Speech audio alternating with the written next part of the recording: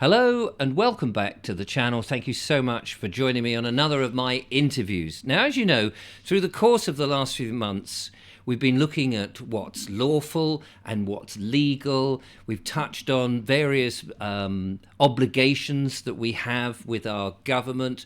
We've touched on the legal system. And sometimes this has been a bit baffling to fully grasp and understand. And I know a lot of it has certainly baffled me. Well, I'm very pleased to say today I have a gentleman called Stan McDonald, who is a researcher in law. Now, I believe he's Canadian, but he's over here, and he's going to give us an insight into council tax. We all get these bills and we all dutifully pay them, but do we have to? That's the question. So, Stan, welcome to the show. Lovely to have you with me today. Hello, Richard. It's great to be here. Thank you so much. Now, so I introduced you as Canadian. I know you said living Canadian, but so I made the assumption that you are Canadian. I am Canadian, yes. Yeah, brilliant. Lovely to have a Canadian on the channel. It's very nice to have you. But you're in Lancashire at the moment, in jolly old Blighty. You're a researcher in law. Now, how did you get into all of this? Back in 1987, a legal issue came up, and I looked into it, and I said, this is not correct. And this was back in Canada. Right. And so one of the things that's very important, anytime you're dealing with law, wherever it is, it doesn't matter. The best thing you can do is you have to look at the legal requirements, the statute. Yes. Because a government, local or federal, doesn't matter, gets their authority under three things. They have, every lawyer or every law person that works in the legal system has an oath to the crown. Yes. That's first and foremost. Then they have a legal obligation or an oath to the law society they represent. And then they get their third authority from the statute. So if we look at primary legislation and we look at the basics of law, whether you're in Canada, Australia, UK, US, I don't care. Find the statutes that are regulating your particular issue. There's hundreds and hundreds of statutes, but the thing is, you need to find the ones that are pertaining to you. Like, for example, if you're a doctor in Canada, in Ontario, there's the Regulated Health Profession Act. Okay? If you're in the UK, here, like we're dealing with council tax, then we would deal with the Local Government Finance Act and some other acts. And we're going to go through all that briefly. Right. We don't have time to go over great detail. Sure. But if a person looks into those laws, they're going to find out they have certain rights that are being trampled upon, and they have a recourse to deal with that. Now, that's what happened to me back in 1987. I dealt with the local municipality, and they didn't have the right to do what they were doing. And they basically tormented me to the point where lawyers won't generally help you. Because, as I say, the lawyers are operating under that same basic we have to follow the statute. We have to follow our oath to the crown. We have to do this. We have to do that. So the lawyer is never your advocate. Right. Even though you're paying them. That's right. And so you're not going to necessarily get a fair trial. There may be exceptions to the rule, but 9 times out of 10, what they'll do is, okay, you have a $1,000 penalty. They'll knock it down to 800 and you're all, yay, I won. When if you actually do it yourself, it's a daunting task. It is. Yes. But if you look into it, you're going to find out that you have certain rights and they're going to disregard them unless you bring them forward. When you bring any court case into a court, well, I don't care what level of court, doesn't matter. The judge is not supposed to practice law from the bench. So he or she is not allowed to assist you in your case, even though they may know you're correct. It's your job to bring out the argument and then present it to the judge or the trial by jury or whichever way you go. So you have to find the laws. Now, thankfully, when we deal with property issues with the council tax, there's not a whole lot of laws to deal with. Right. Oh, that's a relief. There isn't, because if we go back to the creation of the UK government, okay, which some of those laws apply in Canada and Australia and other places, but for the purpose of this conversation, we'll deal with council tax. Yeah. When the creation of the government happened in 1688, what they basically did was they dispensed with the old rules, the old laws, the old way of doing things, and they had the Act of Will and Mar, which was the very foundational government. Now, if we read into that, which you can look into, it says the Lord's spiritual, temporal, and commons. And if you actually look at it, the way it's written, they reference parliament versus parliament. They're not the same. Parliament was the creation of the monarch. And then when they have the House of Commons, that's spiritual, temporal, and commons, which is now the two houses of government. Then they created the Bill of Rights in 1688. Okay, and the Bill of Rights gave the subject certain rights. Yeah. And then they made up with the coronation oath. And what the coronation oath did, it actually helps us out. It says every future king and queen will swear an oath to the crown or to the monarch. Now, it also, the next thing that they do is they generate the Act of Will and Mar, or sorry, not the Act of Will and Mar, the Bill of Rights, the 1700. And that thing right there in there, if you read it, it says they're supposed to uphold the subjects' rights and liberties. And you actually have the slides for that if you want to take them out of the other presentation.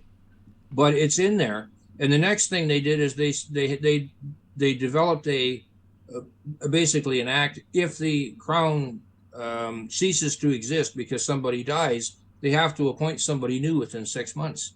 Right. So all of that stuff leads us to the current system, even though they say, well, that was 1688, that was ancient law, it doesn't matter. It does matter, because that law is the fundamentals of the current law today. Now, if we look further into the statute, we find out that there's no act that's received royal assent after 1705 or something to that nature. So therefore, all these current regulations and statutes they put forth, like the Local Government Finance Act, have no real authority, if you really want to get down to it. Because they didn't receive royal assent. They didn't receive royal assent. That just sounds incredible. They did not receive royal assent. That's right. So therefore they're not legally binding. Now, the acts we've covered so far are called primary legislation. Yeah. They can't be changed. Now, there's a thing in law. Basically, the older an act is, or an older a statute is, it's legally binding. So that's why we say precedent case law. Right. Precedent meaning something older and we're bringing it forward. A court now is obligated, every court, I don't care, like I say, Canada, Australia, it doesn't matter, UK. If there's precedent case law that finds in a certain fashion, especially if it's from a higher court, the lower court is obligated to follow it. Right. So when they break if they break the statute, they're not operating within the confines of the law. If they don't recognize precedent case law, there's maxims in law, and we should do a seminar or a presentation specifically on about 30 maxims, because that'll protect a whole pile of people for a whole pile of issues. Right? There's no way around it. Right. Because the courts are obligated to follow those legal maxims. So now that we've got the framework, now we can look at, okay, we know what the primary legislation is. We know they're supposed to recognize our birthright and our ancient way of doing things. And it says right in there, subjects' rights. If you look in some of those statutes, it says under section 4, IV, because they use Roman numerals. Yeah. It deals with subjects' rights. Well, you're the subject of the queen. And so therefore, nothing can be done to the detriment, or the prejudice, as they call it, of the queen's subjects. So all these Local Government Finance Act and all that stuff, that's all to your detriment. Would that include some of these other more modern things that have come in, like these 15-minute cities and cameras peering at you and all of that? Absolutely. Yes. Right. Absolutely. And so if we wanted to get into that, one of the issues with the ULEZ cities, 15-minute cities, is these cameras are taking pictures of your license plate. We'll assume it's your car, just for argument's sake. And they're going back to DVLA, and DVLA is charging them $2, £2, $2.50, whatever it is, to retrieve the information so they can send you a bill. So they're now disclosing your private information for profit. Right. And they can't legally do that, because the only time they can disclose your private information is if you've committed a crime. Well, traveling on the road is not a crime. You pay for the right to do that when you pay for your petrol or your diesel. Yes, you should hope. I mean, you should think so. So there you go. So any of these acts can be taken apart and analyzed. Right. And if you analyze them, you're going to find out. Right. How can you be, if I pay for the right to use the road with gasoline tax, how can you now send me a bill because I drove across the city 101 times? Maybe my job happens to be on the other end of town. Well, exactly. I mean, this is half the protest, isn't it? People have got to work, and they don't want to just be limited to 100 days in a year of over 365. You know, Yes. it is a total madness. So Right. that's fascinating. I mean, that's going to empower a lot of people to think that all this stuff is coming down, and yet there is a very simple legal way to challenge the courts and say, well, you can't possibly do this because it's not legal. And Right. is all of this based on the fact that most of us don't know this, and Well, so therefore they get away with so much? that's exactly it. See, most people, they'll get some legal thing in the mail and it's like, oh man, what do I do? And Yeah, they're scared of it. Well, don't be scared of it. Do some research. right. Like even the thing I gave you there with the 15-minute cities. What if you live on the other side of town? The idea what they're trying to do with this U.S. 15-minute cities is people will get tired of this, and so they're going to congregate into the city, and then the powers that be, if you will, are going to try and retake the old property that you had out in the country. Yeah, That's the end game. yeah. When we yeah. I call it. They did that in Edmonton. We had a municipal airport, the oldest airport in Canadian history. 1928, it was built, and they said we're going to take. They took the airport out, and it's close to a hospital. You know, it was an ideal spot for medical, everything else. There was a big uproar about this, and what they wanted to do is they said, okay, we're now going to take where this airport is, 528 acres, and we're going to put 30,000 people in there. And they got basically two roads that go into this airport. And I'm looking at this going, this is crazy. And people protested and everything else, but the government got away with it because not enough people stuck together. And Yes. that's the thing. We need people in mass volumes to say, wait a minute, if this is illegal, well, how can you do this? And then people make noise and then the squeaky wheel gets heard. This is part of the reason I wanted to get on your show, because I see this injustice happening to everybody all over the world. Right. And so this council tax, if you look at the basics of the council tax, if you look at the paper that comes with the so-called order or bill, if you will, they tell you, if you read through it, at least the one for Lancaster, and I assume the rest are the same or very similar, Yeah. they restrict it and they say you can't argue this, or this, and you can't basically put in any sort of defense.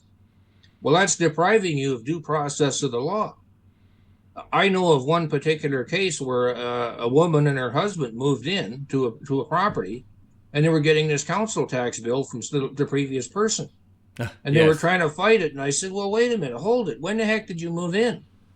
Send that in to them and say, look, I'm not liable for the last guy's council tax bill. No, What are you quite. trying to do? Send it to me for?" Yeah. But in actual reality, it's been admitted on record that council tax doesn't pay for any product or services. So what are you paying for council tax? Well, that is the question. Yeah, and you can't cross-examine.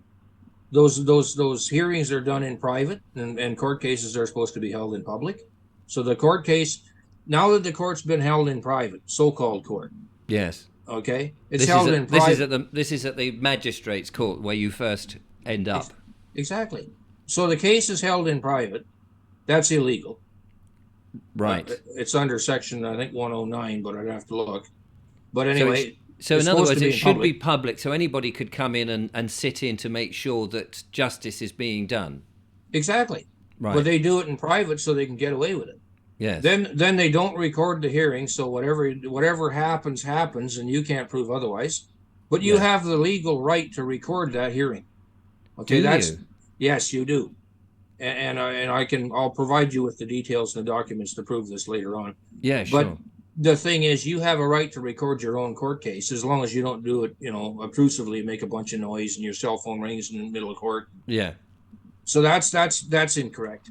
The other thing that's been admitted to me, because I actually called the court, they admitted that they rent the room basically to the council to conduct their hearings. Well, wait a minute. If this is a court of law, it's actually within the statute under the Government Act that the local council is not to act as a court. but yet they're renting the room to the court and they're administering it through their own people. Their legal representative conducts most of the hearings. That's supposed to be done by a magistrate. What's supposed to legally happen if you have a court tax bill, and this never happens, at least as far as I know, they're supposed to take your tax bill and give it to somebody at the court, and it's either supposed to be a magistrate or a judge who looks at your case and evaluates it based on all the merits, and then if it's valid, they say, yeah, okay, this person does in fact owe the tax. They don't do that. They do it with software, and they submit a list, and then they turn around and they charge the person. So let's say it's you, for example. Yeah. They say, well, there's an administrative fee of whatever fee they give you. It might be 23 pounds, it might be 30 pounds, it might be 70 pounds. Well, in actual reality, I think it's about 3 pence. It's actually within the rule system. So now they've committed fraudulent conveyance because the paperwork's putting this bill through. Once fraud touches something, it destroys everything. Right. So their whole claim goes out the window. So now you get this tax bill and you look at the back of this, in our case, it's yellow paper, and it says you can't enter any arguments. And basically they render the verdict. Did you get the tax bill? Do you live at this address? And did you pay it? Well, what if you were injured, Richard? What if you were injured in a car accident and you couldn't pay your tax bill? Right? You were in a hospital. I mean, you got more important things than some stupid tax bill. That doesn't matter. They don't care because you're not allowed to put that in as a defense. Right? You can't put that in as a defense. So therefore, if you can't put it in as a defense, you're still guilty. And then what they turn around and do is they hire private bailiffs. Now, these bailiffs are supposed to be certified, but most of the time they aren't. Duke's Bailiffs is one of them, and they weren't certified, and I pointed it out to them. Now they got certified. But conveniently, they got certified on some date in the future, yet I got paperwork dated previously. So the courts are even involved in this in an act of fraud, because how can, here's an example, the guy was certified in July of 2023. Wait a minute, it's not July yet, so how can they get certified? This is exactly what happened. So this is another act of fraud, and then they'll turn around and attempt to take your vehicle. And of course, you're under pressure. If you're that person and you're not versed in law and what have you, and you've got your reasons for why you didn't pay or whatever it is, and there they are out the door with the paperwork, and you could read it but not take it in that they're not actually certified, and you don't know. They're just telling you this is what we're going to do, and this is what happens, and this is legal. I'm ever so sorry. And fear sets in, panic, you don't know what to do, and you're not prepared for all of this. And so they take advantage of your ignorance and fear. That's exactly right. Now, it should be noted, if your viewers are listening, they don't have the right to enter your premises for any reason. Because under your own UK law, they can only do it if there's a writ of possession. And there can only be a writ of possession if you had some sort of lien filed against you on some company that you say leased a refrigerator, okay, and you didn't pay for it, so therefore they have a right to come and repossess. Right. So what property is theirs? Yeah, but what property is theirs when it comes to council tax? Nothing. Right. And so they don't have the right to trespass and enter onto your private property to take your property. You have what's called an equitable claim. Now, equity in law trumps most things. In fact, it almost trumps everything. So if you've got an equitable claim and they've got no claim, how can they turn around and take your property? They can't. But they'll try to do it, and they'll try and intimidate the living crap out of you so that and a lot of people, they say, well, the other thing they're supposed to do, and I don't advise anybody do this, is they want you to fill out this form as to your ability to pay council tax. Right. Well, as soon as you do that and you disclose where your employer is or whatever, then they're going to start trying to put paperwork through to put a stop to your pay. Yes. Well, I'm sorry, but that's a violation of your fundamental rights, back to our primary legislation. So once you start digging into this, you find out that the bailiffs have no authority.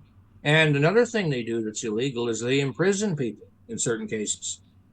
Now, if you read the Local Government Finance Act and the Senior Courts of Justice Act and a few other ones, you're going to find out that they cannot put you in prison, because they can only put you in prison if it's a criminal offense. Now, council tax is a civil claim. It's a different jurisdiction. Yet people are locked up in jail because they didn't know any better and they didn't read the law. those people's lives are now ruined Yes. to a certain extent, and they have a legal recourse against whatever council did this to them, and also the courts. Because if you do something illegal and you assist me, you're just as guilty as I am. There's a maxim in law that says that.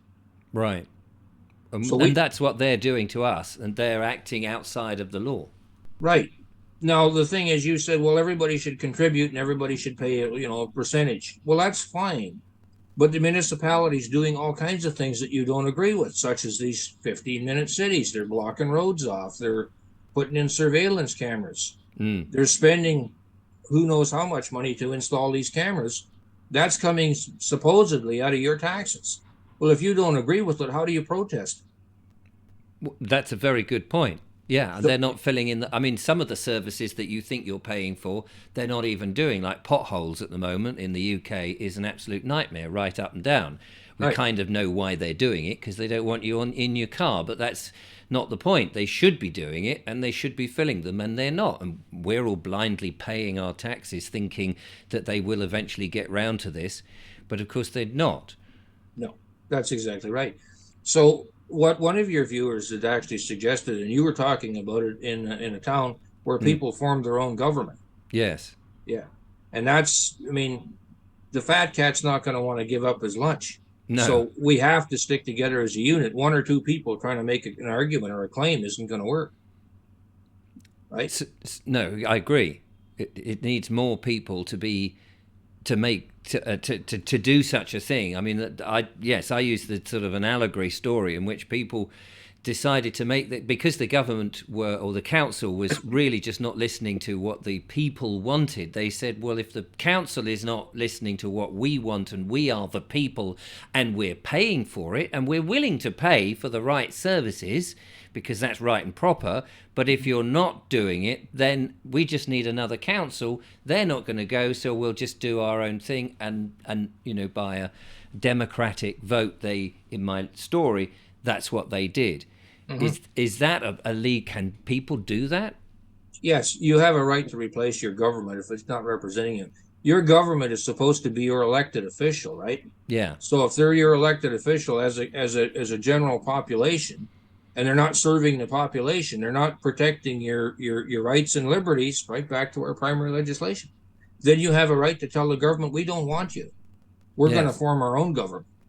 Because otherwise you have anarchy and they just do what they want and you have no recourse. Well, that's not correct. No. There's a maxim in law that says you can't profit from your own faults, basically. We'll go through this on a legal maxim seminar. That won't take quite so long. But I can give you the seminar. But if you look at the legal maxims, a person can't profit from their own wrong. Well, the municipality is profiting from its own wrong all the time. Yes.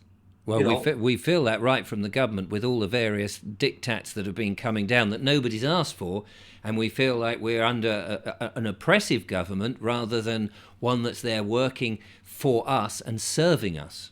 That's exactly right. So what if people all went to the local municipality? No, I don't mean everybody, but I mean a good number of people. Yes. Went to the municipality, said, we don't want this.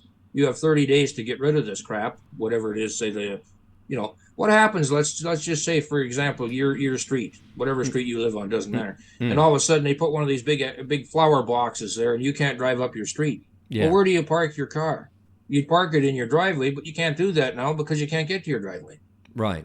So then you park it on the side of the road, and somebody vandalizes your vehicle, or it's illegally parked so they just tow it. Well, who's responsible for that? Not you, because you wouldn't have parked your car there, but you had no alternative. Yes. Right. Now, there's a thing in the law that says ignorance of the law is no excuse. So I don't advocate just, slapping these people and trying to haul them into court. So what you do is you give them a notice and say, look, you're breaking these here laws. So how would you like to respond? And I did this with a council tax case, and they didn't bother to respond because they can't answer my question. I ask a question. If they can't answer it, they more or less agreed. Right. And because they couldn't defend their claim. Right. There's a maxim in law that says he who asserts must prove. Okay. Right. And that's where this council tax challenge comes in, because if they can't prove the obligation, they can't prove a service, and they're depriving you of due process of the law because you can't enter any sort of defense. How is any of that lawful? Well, exactly. They can't answer it, so guess what? It goes away. If enough people did that, we turn this thing around. And this is really what we need to do at the moment, is to get people to be, I suppose, brave enough. We've been so indoctrinated into the fear of being summoned to court if you don't pay. And then, so many people will sort of go, oh God, and then the threat of bailiffs and all of this. And eventually a lot of people will just give in because they suspect that they'll either end up in prison, or they'll have such a bad debt that they'll have to sell the house and then end up on the street, or something like that. Or, of course, that they'll have a county court judgment against them, which will affect them if they ever want to borrow money or get a mortgage, or indeed work. And so all these threats sort of linger on the back of, if you're not a good person and you don't pay what we tell you to, then you're going to suffer, which is not a way to run a country or a community. Exactly. Now, if I want to bring you to court for any reason, Yes. let's just say I'm city council. Normally, what happens in any court case, you are what we're going to call the defendant or the respondent, and I'm going to be the plaintiff or the moving party to bring this to court, right? I'm the complainant. The claimant, yeah. Claimant, plaintiff, doesn't really matter. So normally what happens is I would write the documents up, and I would send it to you, and you have to respond to it. You have 30 days or 28 days. And then, okay, if you don't respond to it, then I do whatever I got to do, and I bring you to court. Yeah. Now, you get a claim in council tax, and what do? They send you a notice, and bang, you're going to court. Well, wait a minute. You didn't prove your case, right? You just said, here's the bill. Yes. Okay. Well, how did that bill get calculated? In the case what we went through earlier, the person only lived there for less than a month, and all of a sudden they got a tax bill, and they're liable for it. Well, no, they aren't. You didn't prove the obligation. You didn't prove the claim. I don't even know how you calculated this tax number I'm supposed to pay. How did you calculate this? There's no disclosure. There's no nothing. Oh, but if you don't admit that you live at a certain address, did you get the bill, and did you pay the bill? Well, how is that lawful? Right? Well, yeah. It isn't. So they're depriving you of due process of the law, which means now you have a problem, because that becomes what's called a tort damage. And the court that's doing this, the legal advisor and the people within the court, they're just as guilty, because they're just pushing this crap through. And when they send it off on a computer thing, and they send it out, and it's 3 pence, I think it is, for the claim, and they give you a bill, say it's 40 pounds. Wait a minute, that's fraudulent conveyance, and you're aiding and abetting a criminal activity, because this isn't due process of the law. The court isn't recorded, and I have no recourse. Now, if you go to appeal it, right, there's no recording unless you're smart enough to record your own court case, right, which you can do. You can legally do that. Then the next thing that happens is, okay, if you go to appeal, you put the application into the court, and the court says no. Of course the court says no, because the court is the officer of the court, is the legal representative, the same guy that conducted the hearing the first time when you got railroaded. So do you think they're going to let you do it again? Yeah. No. So they're going to throw it away, and then you send it into what's called the administrative court. That's where your next step is, because that's your next appeal. Well, we already proved the administrative court that we have to deal with for our area is actually accepting paperwork past the 28 days. Wait a minute. If the statute says 28 days, how can you now be accepting paperwork, which I haven't even seen yet, which means now the administrative court is also breaking the law. So now you got another problem. So now you can't appeal to that court, because if they're accepting paperwork past the 28 days, and they've admitted that, I have a letter to that effect, and you haven't seen it. Remember, I said in the court process, you have to always see the paperwork first. So if I'm going to bring you into court, I have to give you a chance to get a remedy. You mediate before you litigate. So we have a mediation. Well, if I all of a sudden just drag, oh, Richard, you're going to court. And you're going, well, what for? What did they do? Let me fix it. No, we don't care about that. We're just going to haul you into court. Is any of that lawful? No. So is this council tax lawful? Absolutely not. And all these various, councils, they're all operating on the same basic principle. right? So what should people do then? Let's say, I mean, we've had April, so a lot of people would have had their council tax bill. They may have paid the first one, and they may be thinking twice about it now. So in a way, they've made a contribution. It's like, okay, I've paid whatever the first bill is, say £100 for the sake of argument.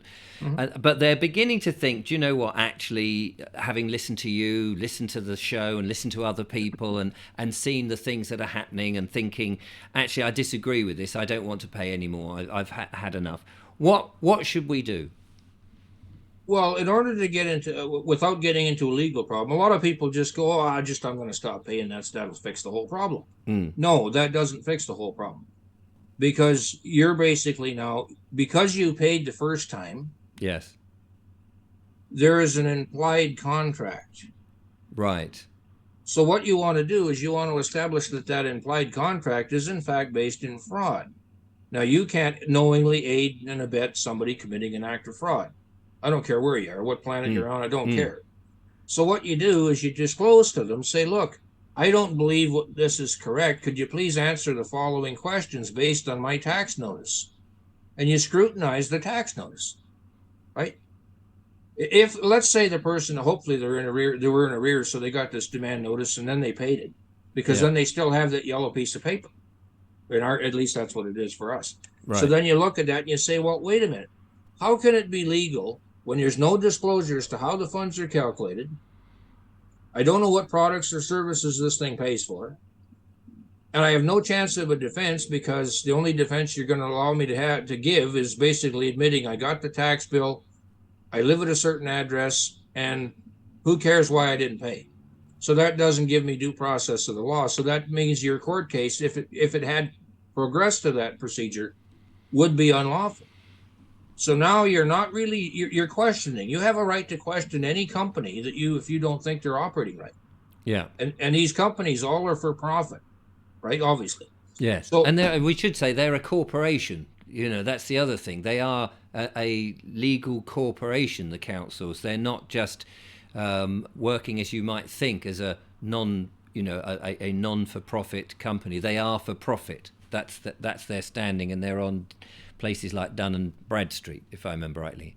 Yes. Now, here that's a key point, because what I did for one of the councils is I looked at what they were engaged in. What did they financially invest in? Well, some of them said they're going to divest, which means withdraw funds, from things that were dealing with companies that dealt with arms, weapons. Well, wait, hold it. So you're telling me now that the corporation is investing in military type stuff? Yeah. Wait a minute. That's now an act of treason against the public. And if you're gaining from those investments, where's my share of that? Where's everybody's share of that? Yeah, quite. And so they said they were going to divest because they were engaged in stuff like that.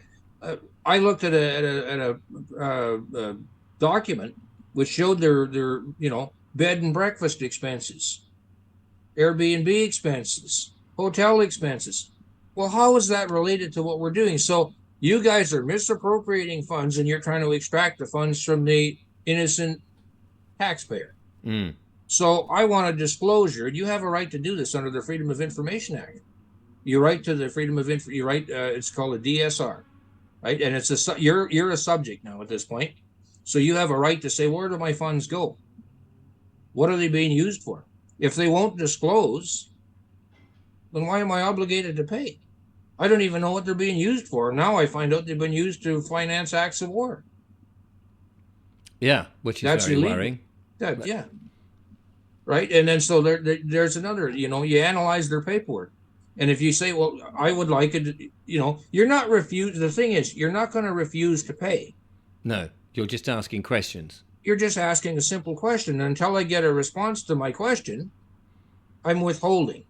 Right. So you're not, you don't ever refuse, because if you outright say, I'm not paying, that's it, we're done. Then now you're in breach of contract. But if you're questioning the contract, or you're questioning the legal operation of that corporation, now, one thing that your viewers should write down, and include, maybe you want to write it down too. I will write it. It's called the Clearfield Doctrine. The Clearfield Doctrine. Yes, and I will send you some paperwork on that. But if you looked it up in Black's Law Dictionary, it's probably in there. And I do have Black's Law Dictionary, actually. Okay, well, if you want to look it up, it's probably going to say something to the effect that if a company operates with money and species of money and under like paperwork like that, they assume the same liabilities as any other normal corporation.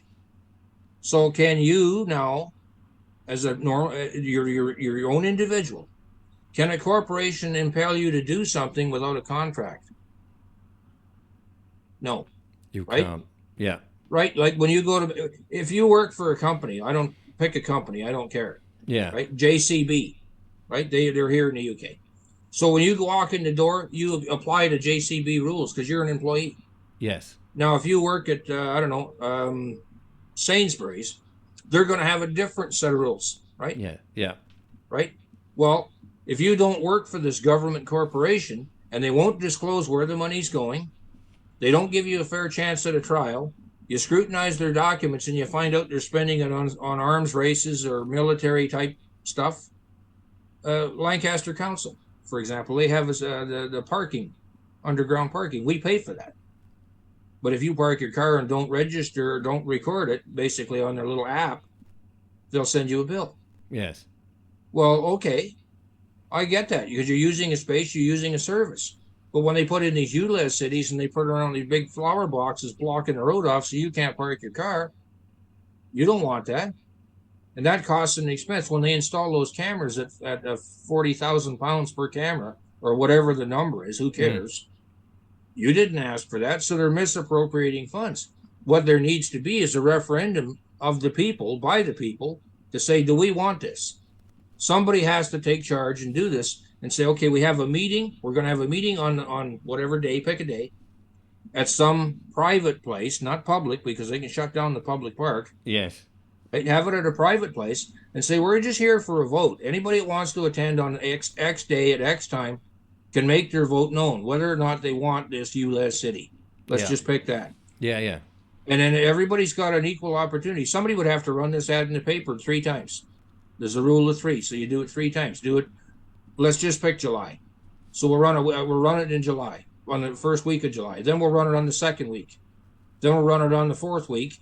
And then the 5th week, which is now be August, that's the day of the vote. And if everybody says we don't want this, right? And you have their name and you tally it and you do everything, then they can analyze it. As long as those people are from that area, you know, and verify it by their license plate number or their driver's license, whatever. You can say, okay, majority rules.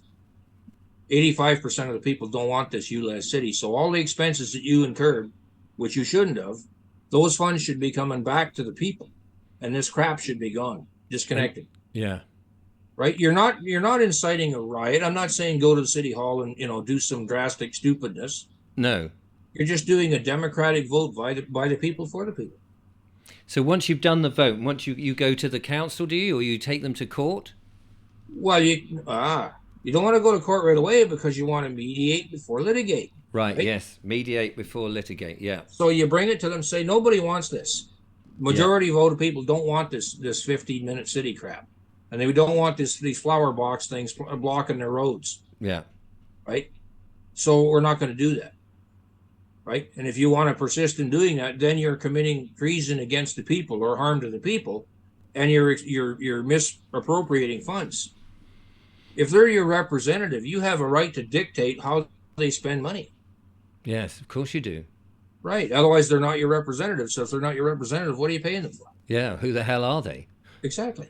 I mean, the thing is, I mean, you've put that so eloquently and logically. I think, again, it comes back to this feeling that people feel helpless, and yet it's all there. We know we pay for them. We know they're supposed to be serving us, and yet there's this sort of missing link that we get to a point where we go, oh dear, they're not doing what we want. We just have to acquiesce, and we've become weak. We're not questioning why. We're not saying, hang on a second, who actually, did you want this? Barry, did you want this? Who actually asked the council to do this? And if nobody's going, well, I didn't, did you? No, I didn't. Well, why the hell are they blooming well doing it then? Exactly. but nobody stands up. No. This is where I hope, like your show, you got people that are trying to stand up. Yeah. But go back to the fundamental basics of law, and then use your head for just logical thinking. Yes. Right? And you don't want to fight with them. You No. don't. So you give them this, here's the opportunity. Answer how this is legal or how this is lawful. And when they can't, they go away, because if the fraud comes out in the court of law, man, that's going to set a precedent case. Right. Then So they don't want to go to court, do they? That's right. And now the person that I helped with this issue, they did go through the rigmarole, and then the municipality sent some more garbage, and I said, give me this crap. And so I analyzed this yellow paper I'm referring to and sent it back to them and said, you got about 30 things in here you must answer before we go to court. Otherwise, you're depriving of the civil court procedures. And they disappeared. Right. They disappeared. They don't even have to go to court now. So they just went quiet. Yeah. They went quiet. Now, if they don't want to answer it, they've only got 30 days. That's civil court rules. Right? So anybody that's going to do this in the UK, pull up your Senior Courts Act, related to the council tax. Pull up the Senior Courts Act. Courts Act. Yeah, pull up the Local Government Finance Act. Local Government Finance and Enforcement Act is the third one. Right? Start doing some research into these acts. You're going to find out the Local Government Finance Act and the Local Government Finance and Enforcement Act get their authority from each other. Yeah. They don't get their authority from anything else. And if you're in court and you're not allowed to present a defense, well, that violates civil court procedures. If you want, Richard, we can go through, and we'll do it as a presentation. I'll show you in the law where I'm right. Right. No, that would be great. I mean, this has just been. I know you came here with a quite a lengthy presentation. I just wanted to really introduce you to the audience, and the fact that you've got this knowledge base, you've tried it out, you've tested it, and then it would be fabulous to do that on some separate videos so that people can actually see how this all knits together. Yeah, we can do that anytime you want. Fantastic. Yeah. Yeah.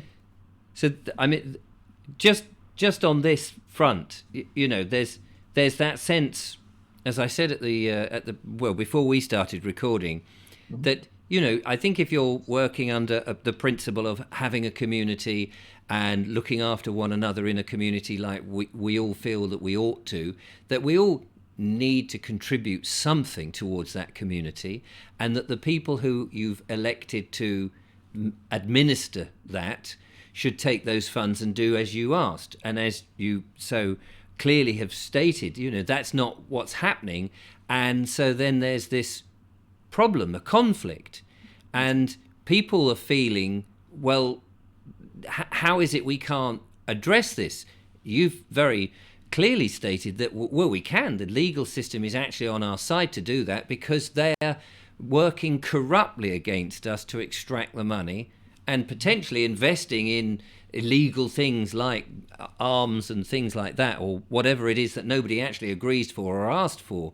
So right. we should feel empowered that actually, instead of feeling weak and not knowing about it, it's all there, as you said. Read up about it, and empower ourselves, get our acts together in unison, and do something about it. Well, there's three things that people have to realize. This is going to open everything up for you. Right. We have, because the government, back in 1688, back to our primary legislation, that was done by contract. It was an agreement from the people that the monarch would take over and basically correct the wrongdoings previously. So that's under a contract. Now, if we're the subjects, as it states in that set of rules, primary legislation, the Act of Will and Mar, 1688, Bill of Rights, Act of Settlement, 1700, Coronation Oath. If that's the case, and these guys are our elected officials, let's go to trust law. Trust law is going to make it real simple. There's three positions in a trust. You can have any two of those three. Now, what the government normally does in a court is they make you out to be the trustee, which means you're the responsible party to fix this mess, and they make themselves out to be the beneficiary. Right. Okay, and then there's the executor. Well, if you have the authority to sign on behalf of something, right, your trust, your name, right, Richard Vobes, You technically are what? The executive. You're the yeah, you're the executor. And it's supposed to be to what? Your benefit. So that makes you the beneficiary. Right. The government's your elected official, so they're by virtue of their own position, your public servant, they're your trustee. So they They're should not be. acting. Yeah. They should be acting on your behalf, and they're not doing that. So get rid of them, fire them.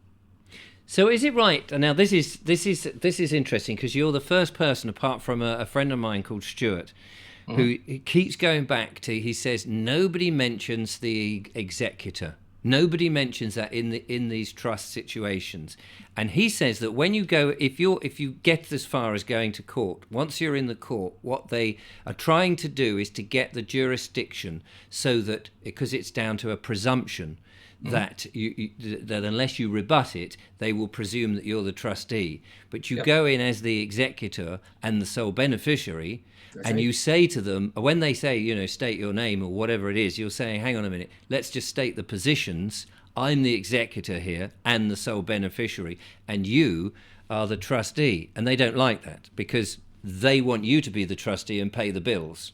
Exactly. Now, that's not to say you should do something illegal and then try and pull this. That doesn't work that way. No.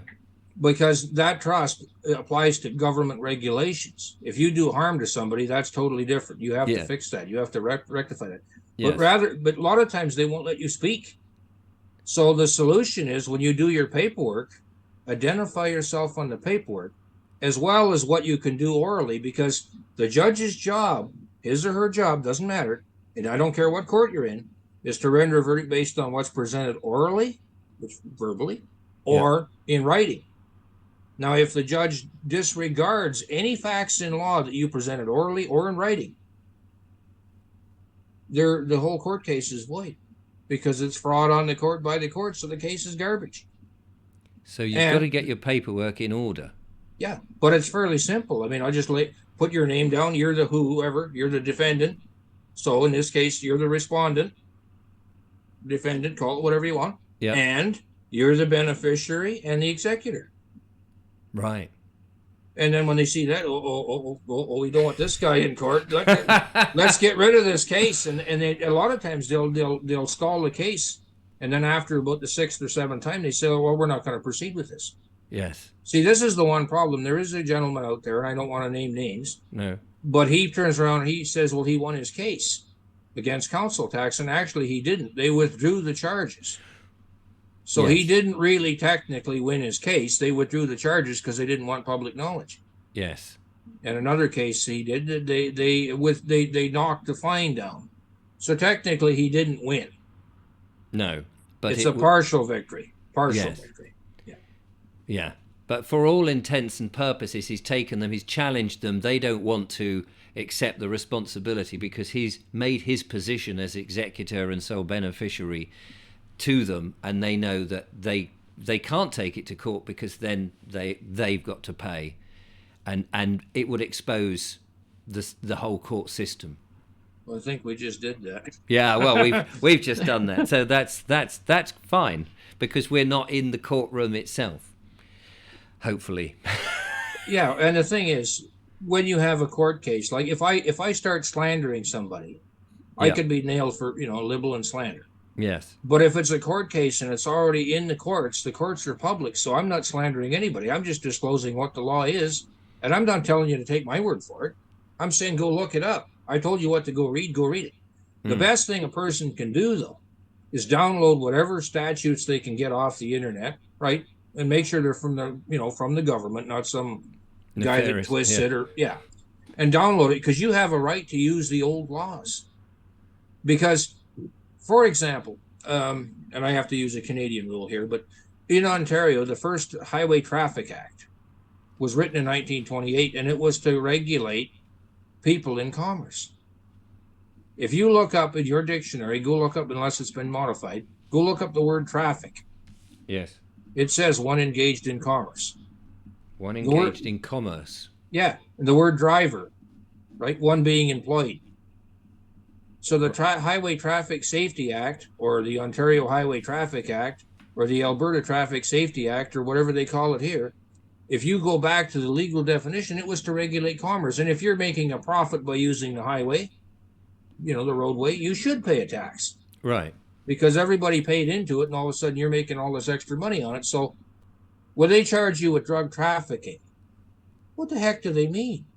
They mean you're engaged in commerce by selling, a controlled substance usually. Yes. Drug trafficking doesn't mean the transportation from A to B. No. No, I see what you mean. Yes, the Yeah, trafficking is, yes, it's about engaged in making money. exactly. So if you are you driving your vehicle down the road? No, because you're not being employed.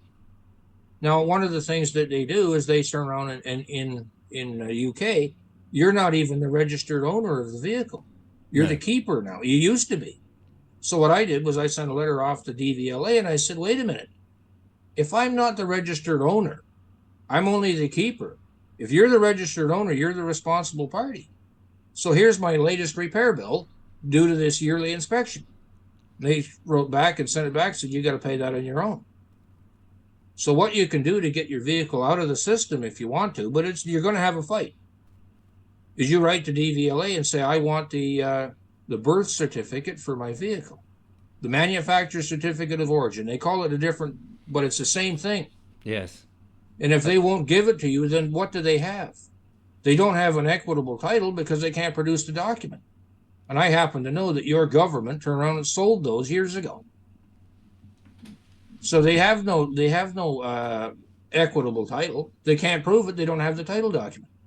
So to solve your problem, you go back to the manufacturer for your vehicle and say, I want this certificate, right? Birth certificate or manufacturer's certificate of origin. Then once you get that, you write to DVLA and you say, I'm the registered owner and I have the document. And you get a certified copy and send it to them, tell them to update your V5 document. Now you own the vehicle because you have equitable title and you gave them a certified copy. You can get it certified through a notary. Yes. So now who's the owner of the vehicle? You or them? You got the title document right from the manufacturer. You are. And you got the, equitable claim. So do they own your vehicle? Absolutely not. So is it easy? I mean, if you've got a second-hand vehicle, as so many people have, say it's a Ford of some description, do you write to Ford and say, look, I've got this vehicle, here's the registration number, could I please have the manufacturing certificate of origin? Yeah, or a certified copy thereof. Or a certified copy. And they're obliged to do that? Well, they might make you wait a long time, but they should give it to you. Right. Probably after this video a few months later, they probably won't, but there you go. Yeah, we won't give him it. He's a troublemaker. No, because the thing is, when they do that, see, here's the problem. When you register anything, yes, your birth certificate, you registered your child, you gave them to the state, you look at your birth certificate, when you fill out the form, it says informant. Yes. So your parents informed on you to the government, and it becomes government property. Now you have 7 years to correct a wrong. You can do that by an affidavit in a court of law. So wait till you get a court of law, put an affidavit of status in there. The affidavit of status is not rebutted. And this goes for the rest of your cases. If you're dealing with council tax, write an affidavit of truth. An unrebutted affidavit stands as truth in fact, or stands as truth in commerce. And what is a court case? It's all about money. It's all about commerce. When they don't rebut it, a year plus a day, it becomes international law. Stan, you've told us a lot of stuff. It's obviously a lot for people to take in. Yeah. Because, I mean, I guess you've been doing this for some time. 34 years. How many? 34 years. 34 years. So, yeah, absolutely. So this is where people get muddled, I suppose, because they hear something like this and they'll see other videos that have similar sort of themes and they think, wow, this is great.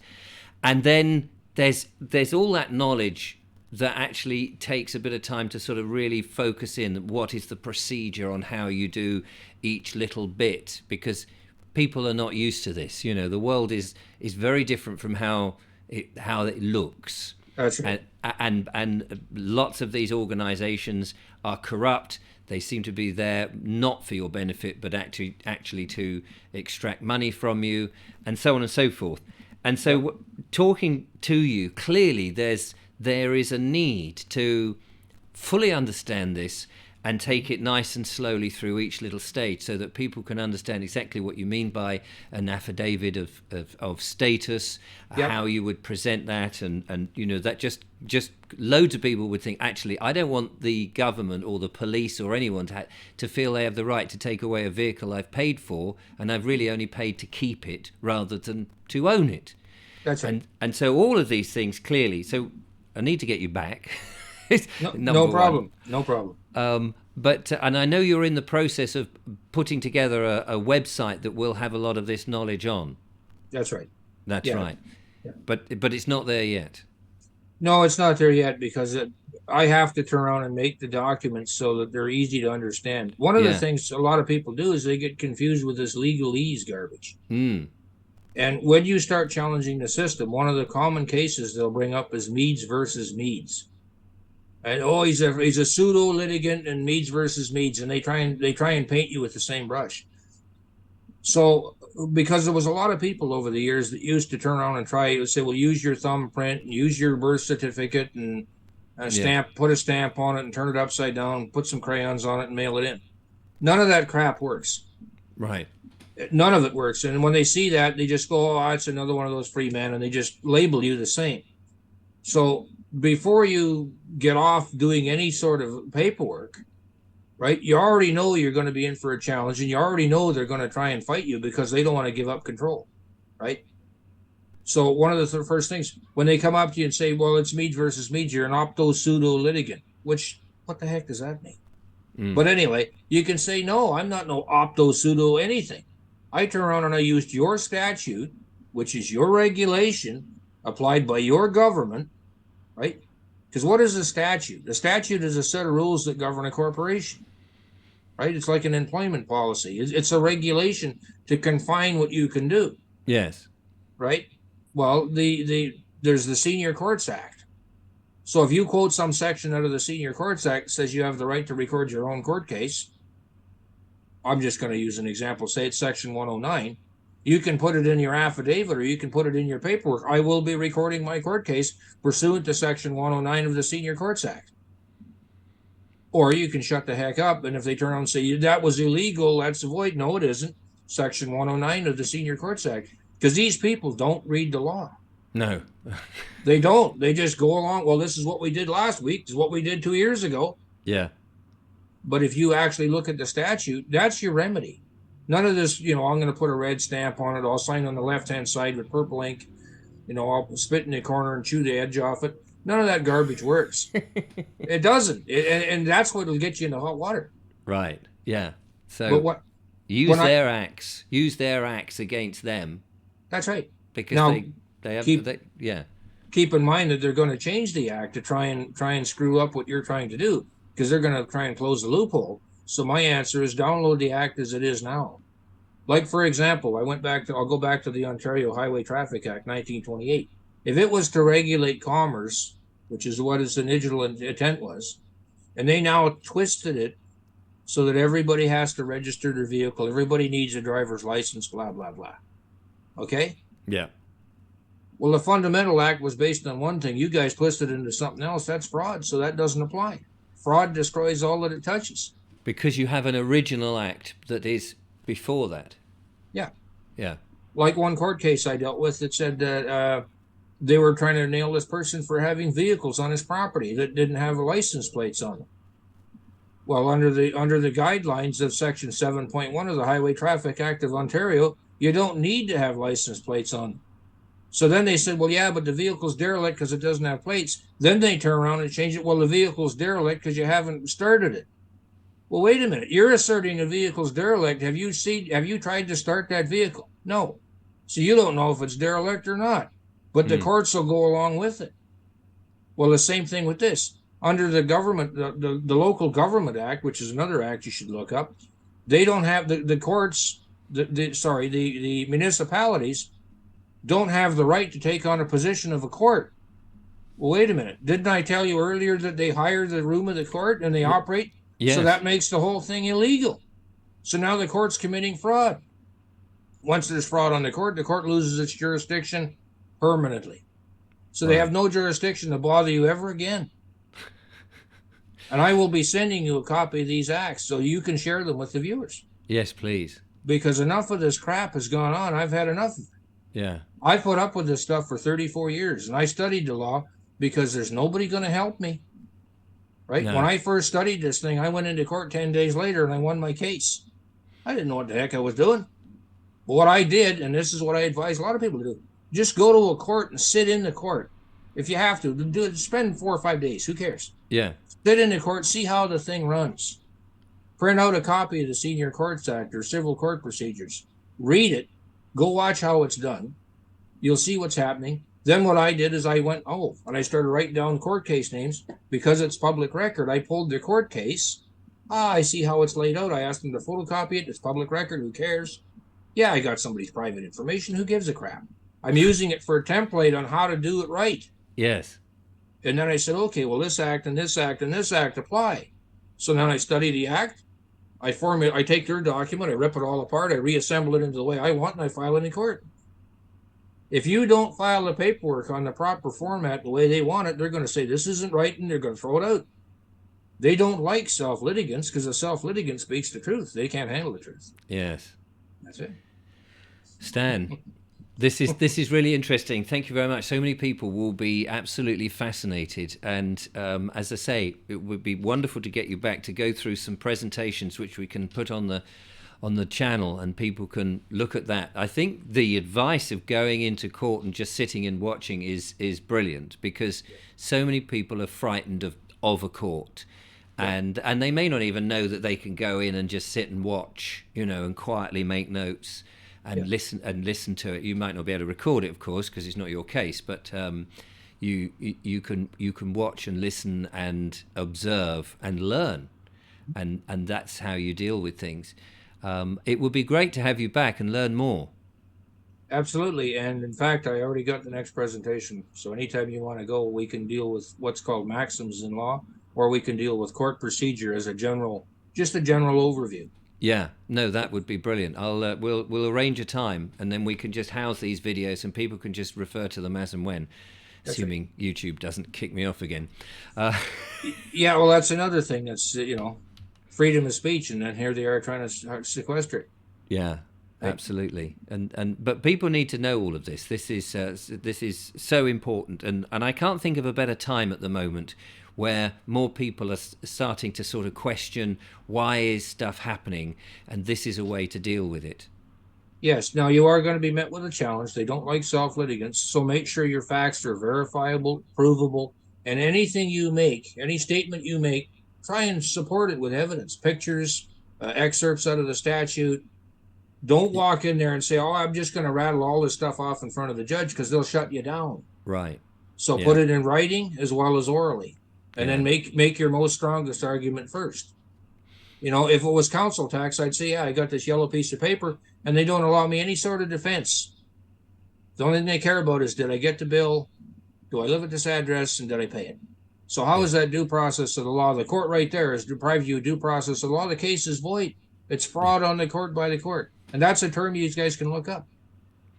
Fraud on the court by the court. Thank you so much for your time, Stan.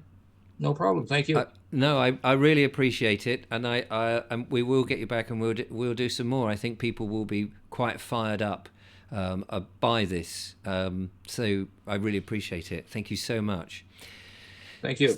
So, ladies and gentlemen, there you go. How about that? An introduction. We've been speaking about it in lots of different ways, and here is another way using the acts against people, against the government who've got these acts and should be abiding by them, but are not, and in many cases. And how would you know unless you've actually read up and prepared yourself? And that's what it's all about. And so another big thanks to Stan. But I'll be back again with more interviews and bits and bobs, and we'll bring Stan back with some more. But for the meantime, from Stan and I, thank you so much for watching. Till next time, goodbye.